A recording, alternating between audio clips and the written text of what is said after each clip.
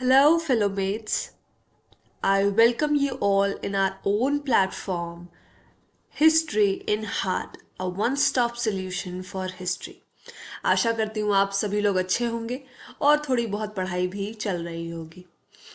आज हम अपने एक नए वीडियो के साथ आप सभी के साथ जुड़े हैं, जो कि बेस्ड है पैलियोलिथिक एज पर। हमने अपने इनसे पहले के वीडियोस में एंशियंट इंडियन हिस्ट्री को जाना, साथ ही वहाँ पर प्री हिस्ट्री के एक बहुत ही इम्पॉर्टेंट टॉपिक को पढ़ा, जहाँ हमने ये देखा कि कैसे एवोल्यूशन हुआ ह्यूमंस का, what was before palaeolithic age. ये सब जानने के बाद आज हम अपने एक नए टॉपिक के साथ आपसे जुड़े हैं और आगे हम इसमें डिटेल में पढ़ाई करेंगे। इससे पहले I would inform you all that in this channel we are going uh, with our own series for ancient, medieval, and modern Indian history. And this will be helpful in all of your related exams. Either it is in school level, either it is in undergraduate level or postgraduate level, or any other government exams. So if you like this video, if you think that this is informative video, so please do like and share with all your friends. So without any late, let's start.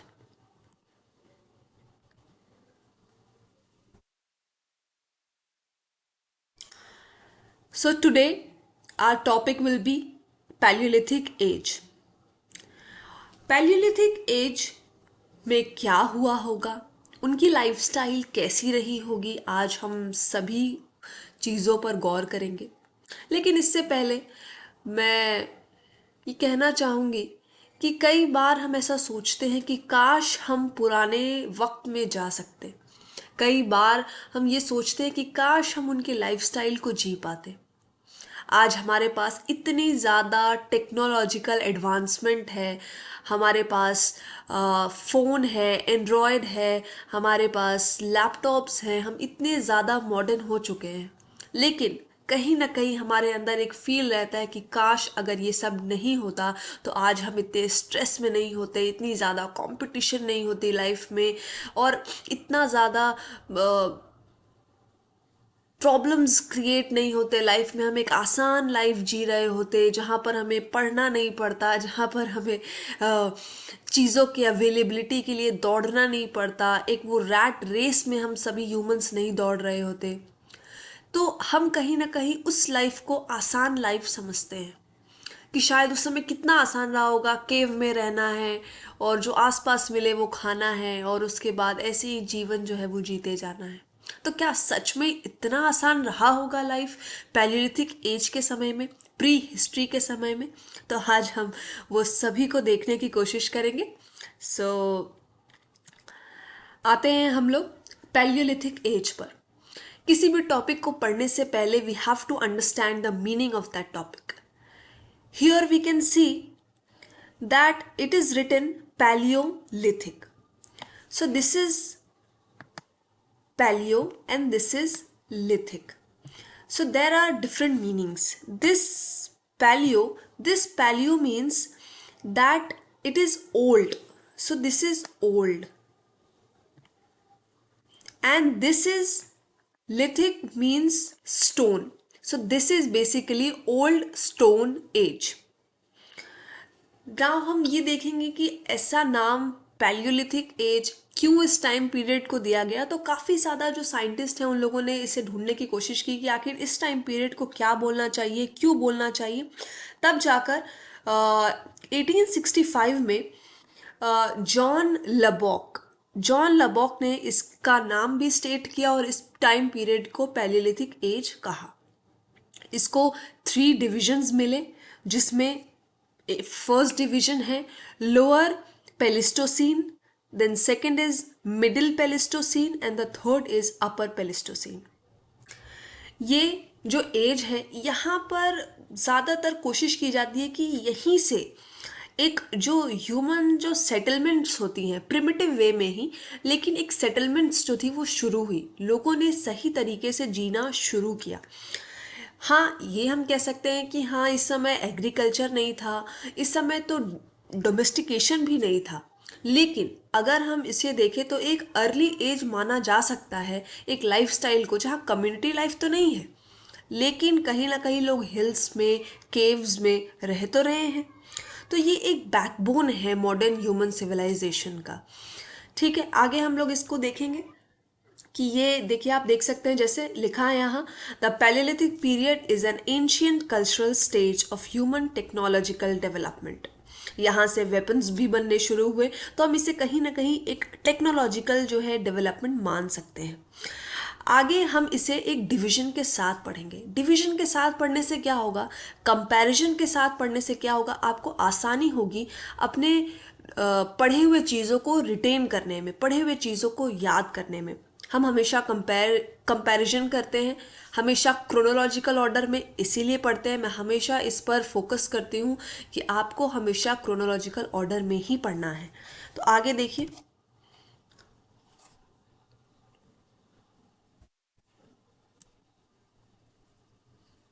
यहाँ पर आप देख सकते हैं मैंने इन तीनों को, different time periods को एक साथ कंपैरिजन वे में लिखा है, जिससे आपको बहुत ज़्यादा इजीली रिटेन होंगी चीज़ें। देखिए, first is lower palaeolithic, the second one is the middle one and the third is the upper palaeolithic. आप यहाँ पर देख सकते हैं, इसमें कंपैरिजंस देखिए। फर्स्ट में होमो habilis and erectus. Homo habilis और इरेक्टस जो है वो first stage of human evolution हम इनको मानते हैं। तो ये ज़्यादातर इस समय पर इनकी जो अवेलेबिलिटी थी वो ज़्यादा थी। सेकेंड में हम जानते हैं निएंडरथल्स आए, होमोसेपियंस आए, और थर्ड में जब अपर पैलेलिथिक आई तो यहाँ पर जो हमारे मॉडर्न ह्यूमन माने जाते हैं, होमोसेपियंस सेपियंस, ये आ गए। इनका टाइम पीरियड भी आप यहाँ पर देख सकते हैं। और उसके बाद देखिए, hunter and food gatherers. Lower palaeolithic age में हंटर एंड फूड गैदरर्स ही सिर्फ थे। मिडिल पैलेलिथिक में अगर आप वहीं पर देखें तो हंटर गैदरर्स के साथ स्कैवेंजर्स भी थे, और कहीं ना कहीं एक प्रिमिटिव वो शुरू हो चुका था। और अपर पैलेलिथिक में आते ही एक सेटलमेंट्स जो थी, वो लिटिल सेटलमेंट्स जो थी वो शुरू हो गई थी। टूल्स आपको तीनों में देखने को मिलेंगे। आप देख सकते हैं जैसे जो टूल्स थे पहले, वो नॉर्मल टूल्स थे, एक्सेस थे, चॉपर्स थे। यहाँ पर ज़्यादातर क्या होती थी, डिगिंग होती थी, चॉपिंग होती थी, स्किन्स हटाए जाते थे। मतलब छोटी छोटी जो चीज़ें थी वो लोअर पैलेलिथिक में हमको देखने को मिलती है। वहीं जब हम मिडिल पैलेलिथिक में आते हैं तो यहाँ पर हमको माइक्रोलिथ्स देखने को मिलती है। यहाँ पर माइक्रोलिथ देखने को मिलती हैं जो स्मॉलर भी थी। क्या होता है कि जैसे अगर हम आज भी देखते हैं कि पहले सुपर कंप्यूटर्स हुआ करते थे, बड़े बड़े सुपर कंप्यूटर्स जो कि एक रूम के बराबर साइज़ के होते थे। लेकिन जैसे जैसे टेक्नोलॉजी में एडवांसमेंट आता गया, आज हमारे पास हैंड में जो लैपटॉप्स आते थे, अब वो तो छोटे छोटे आईपैड्स आने लगे हैं। तो वैसे ही जैसे जैसे एडवांसमेंट हुई, वैसे वैसे जो वेपन्स थे उनका भी तरीका जो था बनने का वो बदलता गया, उसकी साइज़ बदलती गई, वो लाइटर होते गए, वो स्मॉलर होते गए। और अगर आप देखें उसी को अपर पैलेलिथिक में, तो यहाँ पर एक बोन्स का जो है वो मेन फोकस रहा है, बोन्स के टूल्स पर। ठीक है, आप ओल्डेस्ट साइट अगर देख रहे हैं लोअर पैलेलिथिक का, तो वो भीमबेटका है। भीमबेटका हम लोग जानते हैं मध्य प्रदेश का एक बहुत ही बड़ा साइट है, जो कि ओल्डेस्ट माना जाता है। प्री हिस्ट्री से लेकर मिडाइवल पीरियड तक के वहाँ पर पेंटिंग्स जो हैं आपको अवेलेबल हैं। आप देखिए, सबसे बड़ा, अगर आप मिडिल पैलेलिथिक में सबसे बड़ा एवोल्यूशन देखते हैं तो वो है एविडेंस ऑफ फायर। ये जो एविडेंस ऑफ फायर आप देख रहे हैं ये बहुत ज़्यादा इम्पोर्टेंट है। उसके बाद आप इधर देखें, अपर पैलेथिक में देखें, तो यहाँ पर सबसे ज़्यादा जो है वो आपको साइट्स मिली हैं। सबसे ज़्यादा साइट्स मिली हैं, 566 साइट्स मिली हैं। उसके बाद आगे हम लोग बढ़ेंगे। ये देखिए, ये जो हैं कुछ टूल्स हैं, जैसे आप देख सकते हैं कि लोअर पैलेलिथिक में जो है वो चॉपर है, बाईफेस है, मिडिल पैलेलिथिक में नाइफ है, स्क्रैपर्स हैं, अपर पैलेलिथिक में ब्लेड्स हैं, हारपून्स है, स्पीयर थ्रोअर्स हैं। तो ये काफ़ी सारे जो हैं आपको टूल्स जो हैं वहाँ पर अवेलेबल थे, और हमें इसके एविडेंसेस जो हैं यहाँ पर मिलते हैं।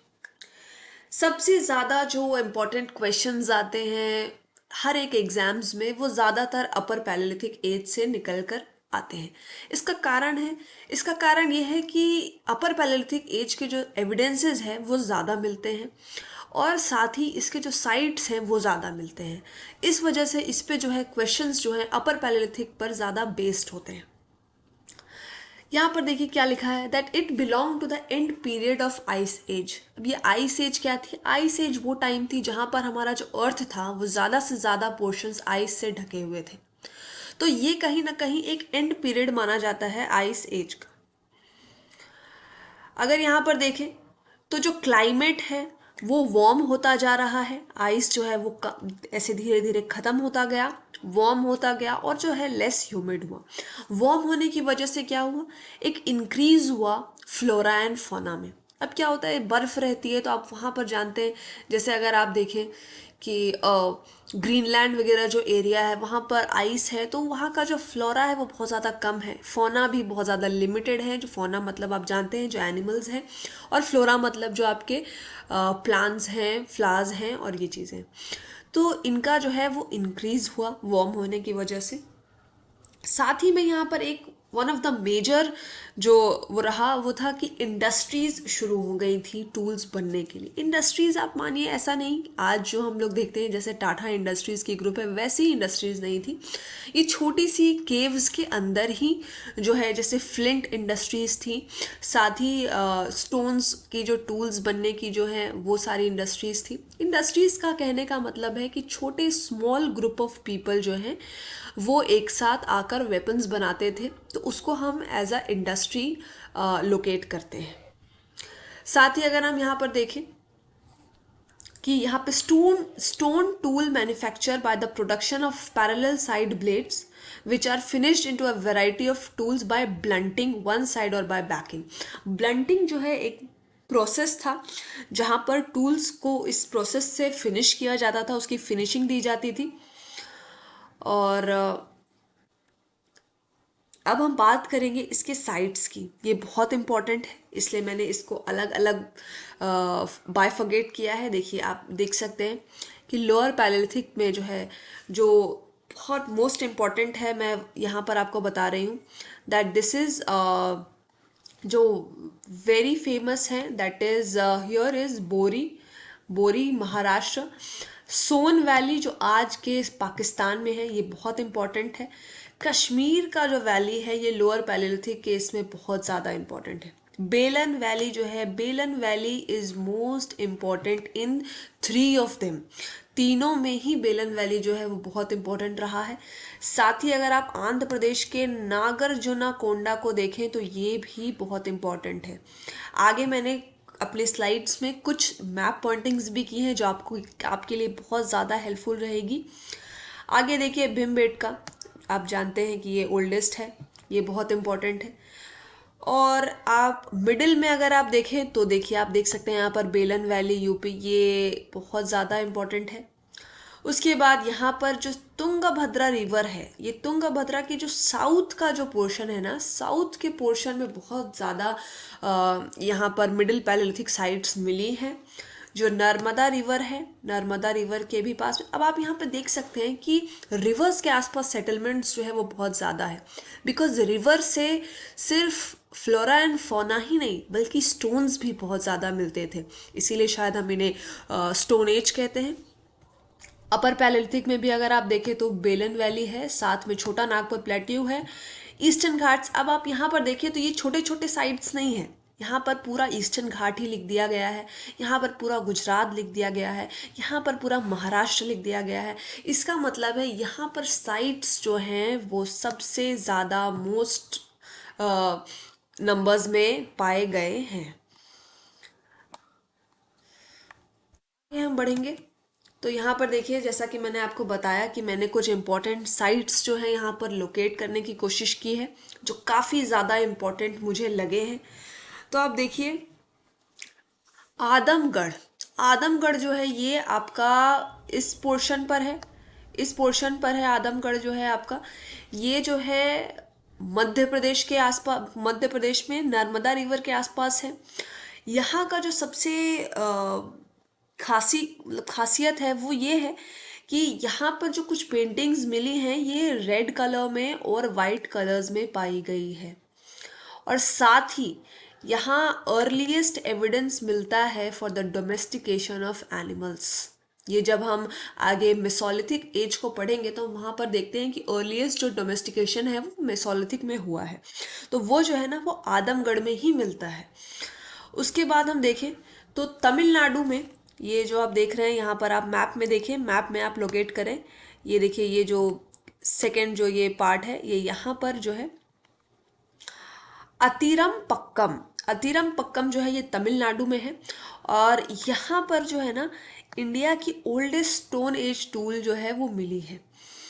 ठीक है, साथ में अगर हम यहाँ पर देखें तो बहुत ही अद्भुत बात है ये, आप देखिए यहाँ पर मिली है 3 एनिमल फॉसिल टीथ। ठीक है, 3 एनिमल फॉसिल टीथ जो है यहाँ पर पाई गई है। उसके बाद आप देख सकते हैं अजमेर, यहाँ पर आप मैप में लोकेट कीजिए, ये देखिए ये जो है अजमेर का पोर्शन है। अजमेर के पोर्शन में यहाँ पर ना एक पुष्कर आज भी बहुत फेमस है, आप जानते होंगे। पुष्कर जो है बुद्धा पुष्कर लेक जो है, यहाँ पर वाटर जो है इसका यूज़ होता था, साथ में वहाँ पर स्टोन्स भी मिलती थी, तो इस वजह से ये काफ़ी इम्पोर्टेंट रहा। साथ में दिदवाना जो है, ये दिदवाना जो है ये यहाँ पर आपको राजस्थान में, यहाँ पर जो है राजस्थान के आसपास मिलेगा। और इसमें ना जब इसको एक्सकवेट किया गया तो ये पूरी सीक्वेंस वाइज थी, मतलब सबसे नीचे यहाँ पर लोअर पैलेलिथिक है, उसके बाद मिडिल है, फिर अपर है, एकदम सीक्वेंस में जो चीज़ें हैं वो वहाँ पर मिलती गई। साथ में कुछ फैक्ट्री साइट भी है, जैसे कि आप मुगारा हिल्स जो है ये जोधपुर में आप देख सकते हैं, ये जो 6 है या यहाँ पर आप देख सकते हैं, ये देखिए मैं लोकेट कर रही हूँ, ये भी बहुत ज़्यादा इम्पॉर्टेंट है। साथ में साबरमती वैली है राजस्थान में, ये भी काफ़ी इम्पॉर्टेंट है। ये कुछ मैं आपको साइट्स बता रही हूँ जो काफ़ी ज़्यादा इम्पॉर्टेंट है आपके लिए, आप इसे लोकेट कर लेंगे अपने नोट्स में जहाँ पर आप बना रहे हैं। साथ में देखिए कुछ और भी साइट्स हैं, जैसे कि हिरन वैली, ये बहुत ही फेमस है। आप गुजरात जो है ना, ये देखिए मैं आपको लोकेट करके बताती हूँ मैप में, ये जो पोर्शन है गुजरात का, यहाँ पर आती है हिरन वैली, ये बहुत इंपॉर्टेंट है। साथ में लूनी वैली को हम लूनी इंडस्ट्री के नाम से भी जानते हैं, ये राजस्थान में है और वेस्ट ऑफ अरावलीज में इसको लूनी इंडस्ट्री के नाम से जाना जाता है, बिकॉज उस समय जो टूल्स बनती थी वहाँ पर, इसलिए उसको इंडस्ट्री कहते हैं। साथ में द वेरी फेमस भीमबेटका, इसको हम हमेशा से पढ़ते आ रहे हैं, भीमबेटका, ये मध्य प्रदेश में है, ये भोपाल से करीब 200 किलोमीटर दूर है और रायसेन डिस्ट्रिक्ट में पड़ती है। यहाँ पर क्वार्ट्जाइट के भी काफ़ी ज़्यादा स्टोन मतलब टूल्स मिले हैं। और जो रॉक पेंटिंग्स हम जानते हैं कि काफ़ी ज़्यादा पुराने जो हैं, सबसे ज़्यादा पुराने यहीं पर मिले। और बहुत ही famous ostrich egg shell beads जो है वो यहाँ पर मिले अपर पैलेलिथिक के टाइम पर, मतलब कि ऑस्ट्रिच का जो एग है उसकी शेल बीड्स मिली हैं, तो इसका मतलब है कि ऑस्ट्रिच का भी प्रेजेंस रहा होगा पैलेलिथिक एज में। ठीक है, और भी एक बहुत ही अलग मैंने यहाँ पर एक साइट ली है इस समय की, बाघोर। ये जो बाघोर है ना, ये आपको मध्य प्रदेश में ही मिलेगी आसपास, ये देखिए ये वाली है पोर्शन। ठीक है, ये जो है ना ये बड़ी फेमस है, फेमस नहीं है, इसको काफ़ी कम लोग जानते हैं एक्चुअली, लेकिन इसका इम्पोर्टेंस बहुत ज़्यादा है। यहाँ पर एक ट्रायंगुलर स्टोन आइकन मिला, जो कि ब्रोकन तो ज़रूर है, टूटा हुआ है, लेकिन ये आइकन जो है ना इसको माना जाता है कि ये एक गॉडेस थी, उनका ये आइकन था, जो कि एक राउंड सर्कुलर प्लेटफॉर्म पर, मतलब एक गोल सा एक प्लेटफॉर्म था, उसके ऊपर ये ट्रायंगुलर स्टोन आइकन बना हुआ था। तो ज़्यादातर क्योंकि हम जानते हैं कि हिंदुइज्म से रिलेटेड चीज़ें जो हैं वो वैदिक टाइम से शुरू हो गई, और हड़प्पा में भी काफ़ी ज़्यादा स्पिरिचुअलिटी, रिलीजियस बिलीव्स हमें मिली हैं, तो कहीं ना कहीं इससे हम ये जान सकते हैं कि प्री हिस्ट्री में भी ये चीज़ें जो हैं अवेलेबल थीं, इससे हम ऐसा अंदाज़ा लगा सकते हैं। और भी कुछ साइट्स हैं, जैसे कि कल्पी हैं उत्तर प्रदेश में, साथ ही मुंगेर बिहार में भी कुछ जो है वो साइट्स आपको मिलती हैं। ठीक है, अब इसका most of the important topics जो है पैलेलिथिक एज से आता है, वो है पेंटिंग्स के बारे में।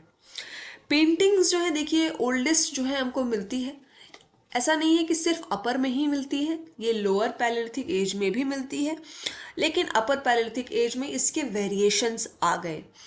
ठीक है, वेरिएशंस अगर हम देखें तो जैसे कि जो ह्यूमन बींग्स हैं, आप देख सकते हैं इस फोटोज़ में, जैसे हम लोग जिनको जैसे कुछ मुझ जैसे लोग होते हैं जिनको नहीं आती, अगर पेंटिंग नहीं आती, तो हम लोग भी जो ह्यूमंस हैं आज भी, अब आप वो सोचिए, ये तो प्री हिस्ट्री चल रही है, लेकिन आज भी जब हमें मौका मिलता है कि हमें ह्यूमन बनाना है, तो हम लोग कुछ इसी तरीके से इसको ऐसे स्टिक की तरह ऐसा बनाते हैं। कोशिश मैं यहाँ पर आपको देखती हूँ, अगर ये बन पाए तो ये इसी तरीके से जो है, ये देखिए आप देख सकते हैं, ऐसे कोशिश करते हैं। ये ऐसे ही ह्यूमंस जो है आज भी हम लोग बनाते हैं।